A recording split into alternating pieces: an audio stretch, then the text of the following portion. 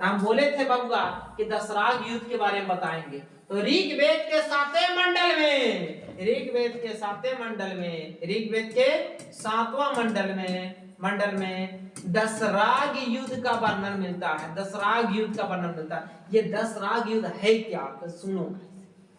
एक भरत कुल के राजा थे, भरत कुल के राजा थे जिनका नाम था सुदास। भरत कुल के राजा जिनका नाम था सुदास, और सुदास का जो पुरोहित थे, सुदास का पुरोहित थे जिनका नाम था विश्वामित्रा। क्या नाम था? विश्वामित्रा। ये सुदास याद रखना। भरत कुल के राजा हुए सुदास, और सुदास के यहाँ जो कहा पुरोहित थे वो थे विश्वामित्रा।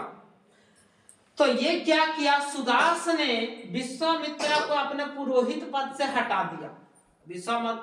विश्वामित्र को पुरोहित पद से हटा दिया, और वहां पे विश्वामित्र के जगह पे वशिष्ठ को ला लिया। किसको? वशिष्ठ को। और इसी के चक्कर में हो गया युद्ध, इसी के चक्कर में हो गया युद्ध। और ये युद्ध हुआ था परुष्णी नदी के किनारे। किसके नदी किनारे? परुष्णी नदी किनारे। यही है दशराग युद्ध। और इस युद्ध में विजय हुआ सुदास। कौन हुआ? सुदास। तो याद रखना सिंपल सिस्टम, एक भरत कुल के राजा थे सुदास, और सुदास के पुरोहित थे विश्वामित्रा। विश्वामित्रा को सुदास में कुछ टानमन हुआ होगा, विश्वामित्रा को हटा करके और वशिष्ठ को अपना पुरोहित घोषित कर दिया, जिसके वजह से हो गया दोनों में युद्ध। और युद्ध हुआ कहाँ हुआ? युद्ध हुआ था परुष्णी नदी के किनारे।